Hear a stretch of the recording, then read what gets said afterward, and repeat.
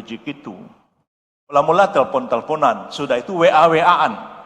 Nah, Bib, ini bagaimana ceritanya?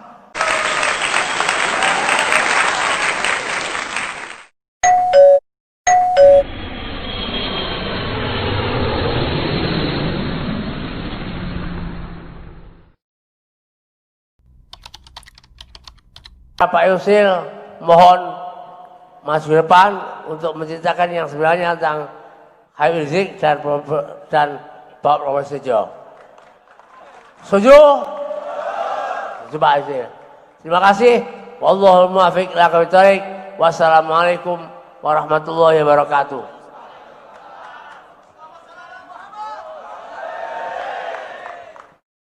Monggo silakan langsung Pak Yusril.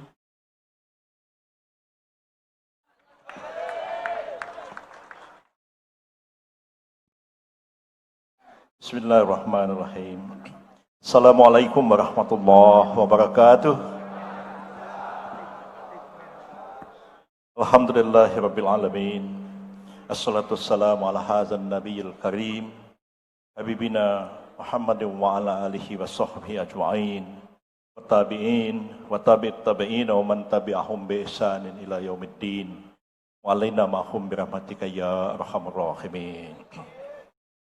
Yang sama-sama kita muliakan Sohibul Bait Bapak Dr. Muhammad Nur Iskandar SK, yang sama-sama kita muliakan guru kita, tokoh pimpinan kita, Profesor Dr. Kiai Haji Ma'ruf Amin, calon Wakil Presiden Republik Indonesia dalam Pilpres 2019, yang insya Allah kita dukung bersama-sama dan insya Allah akan dimenangkan oleh Allah Azza wa Jalla.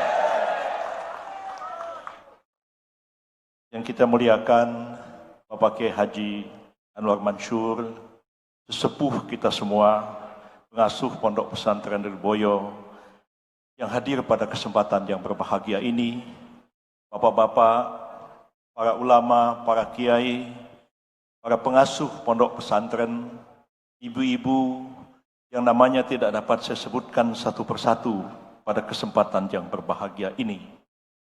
Hadirin hadirat yang saya muliakan. Pertama-tama izinkanlah saya menyampaikan ucapan terima kasih yang sedalam-dalamnya atas kesempatan dan undangan yang diberikan kepada saya untuk hadir di majelis silaturahim dan majelis muzakarah para kiai dan para ulama yang berbahagia pada hari ini. Dan tadi ya sama-sama kita hormati Al-Mukarram Dr. Kiai Haji Muhammad Nur Iskandar memberikan kesempatan kepada saya untuk menjelaskan serba sedikit tentang perkembangan politik yang kita hadapi bersama-sama sehubungan dengan Presiden dan Wakil Presiden Republik Indonesia pada tahun 2019 yang akan datang ini. Kita sama-sama menyadari bahwa pemilihan Presiden dan Wakil Presiden itu merupakan sebuah peristiwa sosial, peristiwa politik yang sangat penting dalam kehidupan sejarah umat manusia. Kita sadar tidak lama, hanya beberapa saat sesudah Rasulullah wafat, para sahabat sudah saling berdiskusi, siapakah yang akan menjadi khalifah menggantikan Rasulullah SAW dalam memimpin masyarakat Madinah yang ada di masa itu. Kenabian tentu tidak bisa digantikan oleh orang lain. Wahyu hanya diturunkan kepada Rasulullah Muhammad SAW. Tetapi kepemimpinan umat tetap harus diteruskan sepanjang zaman. Begitu juga dengan kehidupan perjalanan bangsa dan negara kita. Tidak lama sesudah Jepang mendarat di tanah air kita, tokoh-tokoh bangsa kita yang tergabung ke dalam Badan Usaha Penyidik Kemerdekaan Indonesia berembuk di Jakarta untuk menghimpun pokok-pokok pikiran yang kemudian menuangkannya ke dalam naskah Undang-Undang Dasar Negara Republik Indonesia Merdeka kelak di kemudian hari. Masalah Presiden dan Wakil Presiden merupakan satu masalah krusial yang sangat penting dibahas oleh para founding fathers kita pada waktu itu. Berbicara para tokoh kita, almarhum Kiai Haji Mashkur, almarhum Kiai Haji Wahid Hashim, almarhum Ki Bagus Hadi Kusumo, almarhum Kiai Haji Ahmad Sanusi, almarhum Dr. Sukiman Wiryosanjoyo, almarhum Kiai Haji Agus Salim, dan lain-lain tokoh-tokoh Islam di masa itu.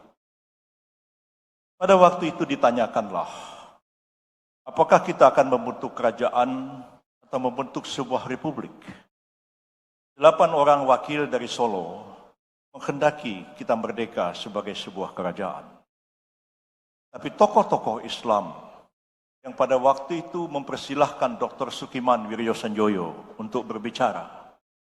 Dr. Sukiman mengatakan, lihat dari perspektif Islam, khilafat yang ada di masa awal sejarah Islam lebih mendekati sebuah sistem republik daripada sebuah sistem kerajaan.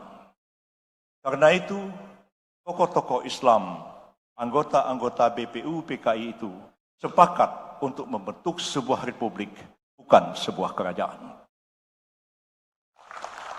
Ketika membahas kriteria calon presiden, seperti apakah calon presiden dan wakil presiden Republik Indonesia itu?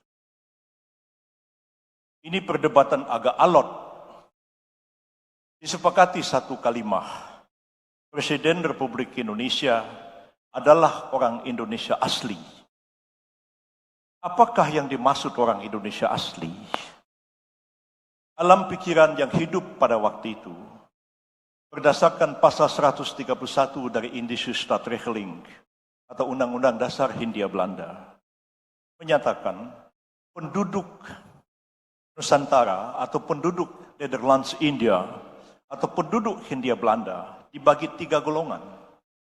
Pertama adalah golongan Eropa, kedua adalah golongan Timur Asing, yakni orang-orang keturunan Tionghoa, keturunan Arab, keturunan Jepang, India, dan lain-lain. Yang ketiga adalah golongan orang Indonesia asli, yang dalam bahasa Belanda disebut dengan istilah inlander, orang pribumi, orang Indonesia asli. Yang menjadi Presiden Republik Indonesia ialah orang Indonesia asli. Artinya bukan keturunan Eropa, bukan keturunan Timur Asing, bukan keturunan Tionghoa, bukan keturunan Arab, bukan keturunan India, dan lain-lain sebagainya. Itu pikiran pada waktu tahun 45. Pada waktu itu ada seorang tokoh yang keberatan. Yang keberatan itu Abdurrahman Baswedan, ya, Ketua Partai Arab Indonesia, yang belakangan bergabung kepada Partai Masyumi. Almarhum Abdurrahman Baswedan keberatan. Mengapa harus orang Indonesia asli? Tapi keberatan itu hanya singkat dicatat. Saya harus menginterview almarhum Abdurrahman Baswedan pada tahun 78 tentang keberatan apa yang beliau kemukakan. Beliau mengatakan mestinya keturunan Arab di Indonesia sudah harus dianggap sama dengan golongan inlander atau golongan pribumi. Karena ngotot, akhirnya Bung Karno memanggil Pak Baswedan ke satu ruangan. Dan kata Pak Baswedan, Soekarno bilang, Bas, ye jangan macam-macam. Ya, kalau ye ngotot soal ini, nanti kita merdeka bisa-bisa Jepang yang jadi presiden. Ya, karena itu harus orang Indonesia asli. Itulah katanya, mengapa sebab saya akhirnya tidak membantah lagi. Tapi ketika beliau bersama ke Haji Agus Salim menghadap Raja Farouk untuk mendapatkan pengakuan Republik Indonesia, menurut Pak Baswedan, persoalan itu ditanyakan lagi oleh Raja Farouk kepada beliau. Itu sejarah. Sejarah masa yang lalu. tokoh-tokoh Islam tidak puas hanya dikatakan presiden itu orang Indonesia asli. Semua meminta satu tambahan. Presiden Republik Indonesia ialah orang Indonesia asli dan beragama Islam. Debat ini alot. Sampai Bung Karno akhirnya sempat mengatakan, tuan-tuan tentu mengerti, sebagian besar penduduk Indonesia adalah beragama Islam. Tentu presiden itu akan beragama Islam. Tapi para tokoh Islam semua mengatakan tidak cukup. Harus ada jaminan konstitusional. Presiden adalah orang Indonesia asli dan beragama Islam. Akhirnya itu yang disepakati. Walaupun hilang 18 Agustus tahun 1945 bersamaan dengan hilangnya 7 kata dari Piagam Jakarta. Amandemen UUD 45 tahun 2003 mengubah lagi syarat presiden. Presiden Indonesia adalah warga negara Indonesia sejak kelahirannya dan tidak pernah menjadi warga negara lain atas kehendaknya sendiri. Itulah yang ada sekarang. Meskipun Undang-Undang Dasar mengatakan demikian, tapi mengingat peran presiden dan wakil presiden sangat penting dalam menjalankan roda pemerintahan negara Republik Indonesia, maka tidak pernah ada proses pemilihan presiden dan wakil presiden yang tidak dibicarakan oleh umat Islam. Pada tahun 1999, saya pada waktu itu bersama-sama dengan almarhum Kiai Haji Abdul Rahman Wahid, Ibu Megawati maju sebagai calon presiden. Atas desakan dari kawan-kawan, Pak Yusril, Anda masih muda, berikan kesempatan kepada saudara kita, Kiai Haji Abdul Rahman Wahid. Maka saya mundur memberikan kesempatan itu. Dan sesudah peristiwa itu, almarhum Kiai Haji Abdullah Fakih dari Langitan menyalami dan memeluk saya. Terima kasih Pak Yusril, sampean sudah mengalah. Ya, sampean sudah memberikan kesempatan kepada Kiai Haji Abdul Rahman Wahid menjadi Presiden Republik Indonesia. Itulah sejarah di masa lalu. Sekarang kita menghadapi pemilihan presiden dan wakil presiden lagi dalam satu sistem yang baru, pemilu serentak, di mana pemilu legislatif dan pemilu presiden dilaksanakan pada hari yang sama. Dan ini menimbulkan persoalan-persoalan baru dalam kehidupan masyarakat dan bangsa kita. Diskusi-diskusi ini akhirnya mendorong sejumlah tokoh menggagas adanya ijtima ulama untuk memilih presiden dan wakil presiden. Saya dan mungkin juga ada sebagian di antara kita yang hadir pada kesempatan ini juga hadir pada kesempatan ijtima ulama di Hotel Peninsula Jakarta itu. Ijtima itu memutuskan memberikan dukungan kepada Saudara Prabowo Subianto untuk menjadi calon presiden. Lalu kemudian wakil presidennya itu disebut nama 2 orang. Pertama adalah Ustadz Haji Abdul Somad. Ya. Yang kedua adalah Habib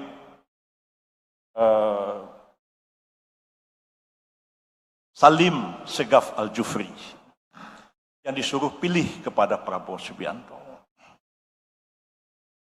Pertimbangannya pada waktu itu supaya ada ulama yang mendampingi Pak Prabowo. Supaya ada ulama. Dari situlah ada dialog saya dengan Habib Rizik yang tadi diminta oleh Pak Kiai Nur Iskandar untuk dijelaskan kepada para alim ulama yang hadir pada kesempatan ini. Akhirnya beda dari apa yang diusulkan dalam ijtima itu. Pak Prabowo malah bukan memilih ulama, yang dipilih adalah seorang pengusaha, Saudara Sandiaga Uno. Tidak lama kemudian Pak Jokowi yang tidak disuruh oleh siapa-siapa untuk memilih ulama, malah memilih seorang ulama. Itu kejadiannya.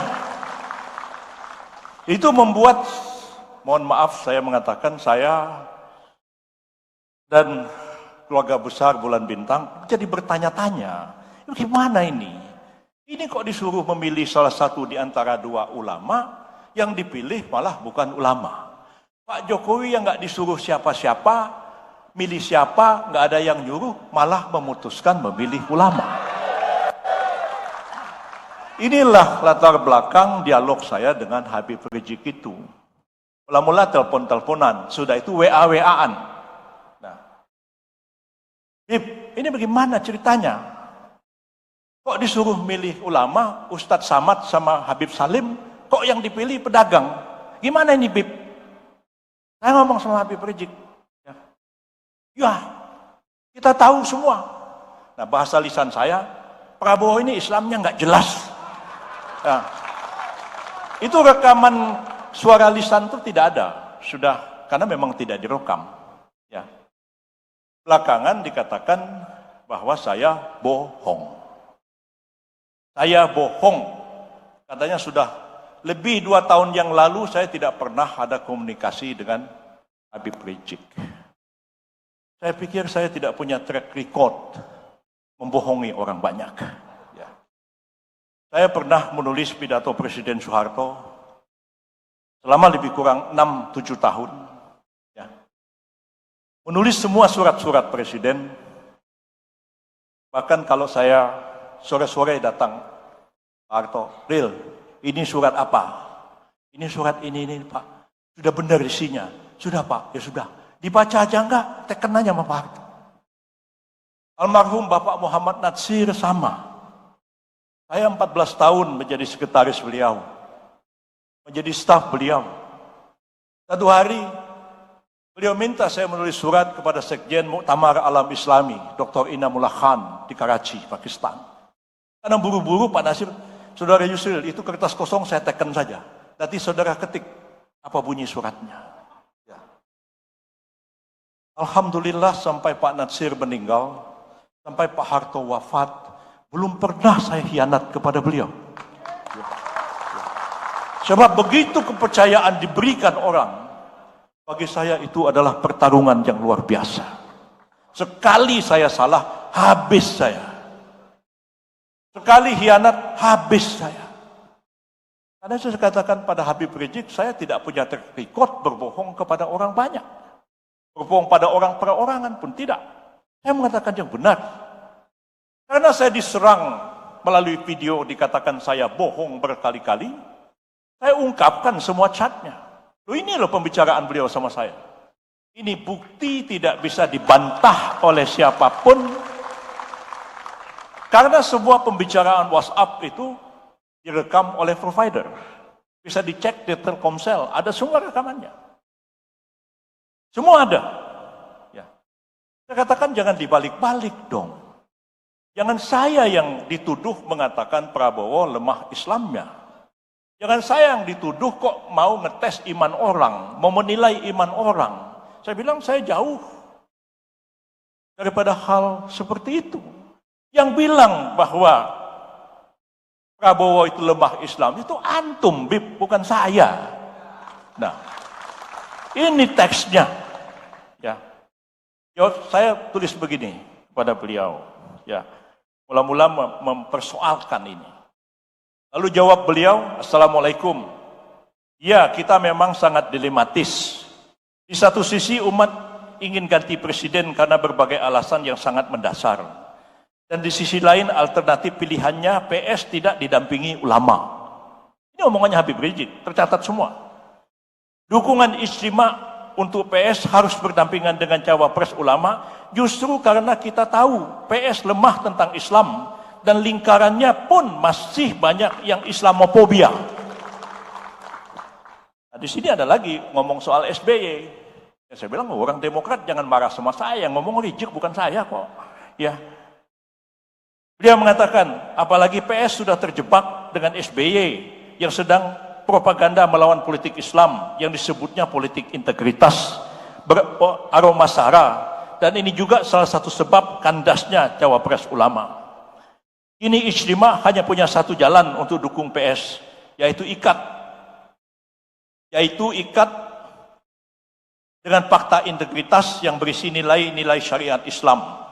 Jika ini ditolak PS, maka tidak ada jalan lain kecuali abstain sampai PS mau tanda tangan fakta integritas sebagai nisak perjanjian antara capres dan ulama, dan seterusnya dan seterusnya. Lalu saya mengatakan gini, ini tulisan saya lagi, Beb, lebih bagus kalau fakta integritas diajukan kepada kedua calon presiden untuk menjaga kewibawaan para ulama. Sebab kalau hanya dukung Prabowo, tapi andai kata dia kalah sama Jokowi, maka kita mempertaruhkan kewibawaan para ulama. Pada hemat saya, apapun yang disodorkan ke Prabowo, dia pasti akan tanda tangan. Namun tidak ada jaminan bahwa fakta integritas itu, apalagi isinya berkaitan dengan pelaksanaan syariat Islam, akan dilaksanakan Prabowo. Ini juga menurunkan wibawa para ulama dan seterusnya. Jadi ini semua ada, saya tidak akan bacakan semua, panjang. Jadi itu yang sebenarnya terjadi. Lalu orang tanya, ini Pak Yusril kok jadi pengkhianat? Kata Habib Rizik. Saya bilang, kapan saya dikasih amanat sama Habib Rizik, kok saya dibilang jadi pengkhianat? Ya. Ya. Saya tidak pernah memutuskan sampai terakhir memutuskan memilih mendukung Pak Jokowi, Pak Kiai Ma'ruf Amin. Sebelumnya saya tidak pernah mendukung siapapun. Baik mendukung Prabowo, juga mendukung Pak Jokowi. Bilang kami mau pelajari dulu, kami dalami lebih dulu. Akhirnya setelah bermusyawarah panjang dengan kawan-kawan, keluarga besar Bulan Bintang, kami menyepakati, kami memberikan dukungan kepada Pak Jokowi dan Pak Kiai Ma'ruf Amin.